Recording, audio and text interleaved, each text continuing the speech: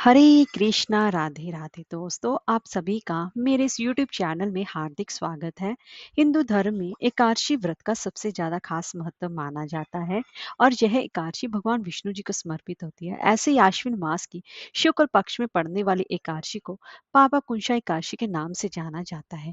यह एकादशी भगवान विष्णु जी के पदम नाम स्वरूप के लिए मानी जाती है और इस दिन भगवान के पदनाम स्वरूप की विशेष रूप से पूजा उपासना की जाती है। जैसे कि ये पता चलता है नाम से, पापा कुंशा एकादशी जो कि पापों का नाश करने वाली मानी गई है और व्यक्ति को मोक्ष की प्राप्ति भी कराती है। इसीलिए इस एकादशी के दिन भगवान विष्णु जी के निमित्त व्रत रखकर भगवान विष्णु और माँ लक्ष्मी की विशेष रूप से पूजा उपासना करनी चाहिए। तो दोस्तों, आज की इस वीडियो में हम जानेंगे कि अश्विन मास के शुक्ल पक्ष की एकादशी कब है, पूजा व पारण का शुभ मुहूर्त क्या रहेगा और हमें पारण कब और कैसे करना चाहिए। तो चलिए वीडियो शुरू करते हैं जान और इसके साथ साथ पूजन विधि के बारे में भी जानेंगे। तो सबसे पहले जान लेते हैं कि एकादशी तिथि कब से प्रारंभ हो रही है। 13 अक्टूबर की सुबह 9:08 से एकादशी तिथि प्रारंभ हो रही है, जो कि 14 अक्टूबर की सुबह 6:41 तक रहेगी। वैसे तो उदय तिथि के हिसाब से 13 अक्टूबर को एकादशी मनानी चाहिए, लेकिन इस साल जो कि एकादशी तिथि जो कि मतलब 14 अक्टूबर को सुबह सुबह प्राप्त हो रही है, जो कि द्वादशी युक्त एकादशी है, इसीलिए इस पापा कुंशा एकादशी का व्रत 14 अक्टूबर दिन सोमवार को रखा जाएगा, जो कि सबसे उत्तम माना गया है। तो इस दिन ब्रह्म मुहूर्त का समय रहेगा सुबह 4:40 से लेकर सुबह के ही 5:30 तक रहेगा और सुबह के 5:05 से प्रातः काल का जो प्रारंभ होगा वो 6:20 तक रहेगा और उसके बाद अभिजीत मुहूर्त का समय रहेगा सुबह 11:43 से लेकर दोपहर के 12:29 तक रहेगा। उस दौरान आपको अपनी पूजा उपासना कर लेनी चाहिए और इसी के साथ साथ इस दिन भगवान विष्णु जी की विशेष रूप से पूजा उपासना करने के लिए आपको द्वादशी युक्त पापा कुशा एकादशी का व्रत 14 अक्टूबर को रखा जाएगा और जो व्रत का पारण है वो 15 अक्टूबर दिन मंगलवार को किया जाएगा। तो व्रत का पारण का समय रहेगा 15 अक्टूबर की सुबह 6:22 से लेकर सुबह के ही 8:40 तक किया जाएगा और पारण के दिन द्वादशी तिथि जो कि सूर्योदय से पहले समाप्त हो चुकी होगी, इसीलिए आपको उसी समय अपने व्रत का पारण कर लेना चाहिए। तो अब पापा कुंशी एकादशी के लिए हमें पूजन विधि के बारे में जान लेते हैं। एकादशी तिथि की ये जो व्रत होता है एकादशी का, वह 3 दिनों तक चलता है। दशमी से लेकर द्वादशी तिथि तक 3 दिनों तक ये व्रत चलता है।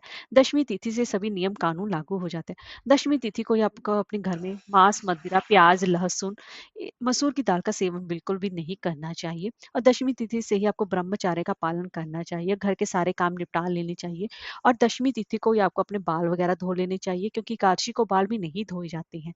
और दशमी तिथि को ही आप दातुन कर लें, क्योंकि एकादशी को दातुन भी नहीं की जाती है। और इस तरह से दशमी तिथि के शाम को सूर्यास्त से पहले आपको एक समय भोजन कर लेना चाहिए, क्योंकि उसके बाद आपको सूर्यास्त के बाद आपको भोजन नहीं करना चाहिए और उसके बाद आपको रात्रि पर बेड पर ना सोकर जमीन पर शयन करना चाहिए और उसके अगले दिन एकादशी के दिन सुबह ब्रह्म मुहूर्त में जल्दी उठना चाहिए। फिर नित्य कर्म से निवृत्त होकर आपको, अगर इस समय आप दातुन नहीं कर सकते तो आपके आसपास कोई भी पेड़ पौधा हो उसके पत्ते लेकर आप चबा सकते हैं, लेकिन आपको पत्ता आज के दिन भूलकर भी नहीं तोड़ना है। इस बात का ध्यान रखें, जो टूटे हुए पत्ते हों, गिरे हुए पत्ते हों, उन्हीं का ही इस्तेमाल करें। फिर गंगा जल मिले युक्त पानी से स्नान करें, साफ सुथरे वस्त्र धारण करके अपने पूजा घर में आए। वहां पर एक लकड़ी के पाटे पर पीले रंग का वस्त्र बिछाकर भगवान विष्णु जी की प्रतिमा या फिर लड्डू गोपाल जी को स्थापित करें और उनका पंचामृत से अभिषेक करें और फिर उनको पीले रंग के वस्त्र धारण कराएं, पीला चंदन लगाएं, जिन्हें वो अर्पित करें और उसके बाद देसी घी का एक दीपक जलाएं और वहां पर बैठकर एकादशी के व्रत की, पापा कुंशा एकादशी के व्रत का संकल्प लें। उसके बाद भगवान श्री हरि जी को धूप दिखाएं, फल, पीले फूल, उनको पीले फल, पीली मिठाई, उनको भोग अवश्य लगाएं और साथ में तुलसी दल अवश्य ही डालें। लेकिन एक बात का विशेष ध्यान रखें कि एकादशी के दिन ना ही तुलसी को स्पर्श किया जाता है, ना ही तुलसी के पत्ते तोड़े जाते हैं, ना ही उसमें जल दिया जाता है। इसीलिए एकादशी से पहले ही तुलसी के पत्ते तोड़कर रख लें, जिससे कि आपको कोई भी परेशानी ना हो और भगवान विष्णु जी की विशेष रूप से पूजा उपासना की जा सके और पूरा दिन अपने व्रत का संकल्प लें कि यह व्रत आप फलाहार करना चाहते हैं या फिर निर्जला रखना चाहते हैं, आप अपनी शारीरिक समर्था के हिसाब से यह व्रत धारण कर सकते हैं। और वहीं पर बैठकर पापा कुशल एकादशी व्रत के व्रत कथा का रसपान करें और उसके बाद शाम के समय तुलसी पर देसी घी का एक दीपक जलाएं। रात्रि जागरण का सबसे ज़्यादा खास महत्व माना जाता है, इसलिए रात्रि जागरण अवश्य ही करें। और इस दिन सोमवार भी है, तो इसीलिए आपको भगवान शिव की भी आज के दिन विशेष रूप से पूजा उपासना करनी चाहिए। और आज के दिन पीपल के पेड़ में भी कच्चे दूध आपको अवश्य अर्पित करना चाहिए। और क्योंकि पीपल में भी भगवान विष्णु जी का ही वास माना जाता है, इस बात का विशेष रूप से ध्यान रखें। और रात्रि जागरण द्वारा अगले दिन द्वादशी तिथि पर सुबह आपको जल्दी उठना चाहिए, नहा धोकर आपको भगवान विष्णु जी की पूजा उपासना करनी चाहिए और फिर भगवान विष्णु जी को भोग लगाना चाहिए। भोग अगर आप सात्विक लगाएंगे तो ज़्यादा उत्तम रहेगा।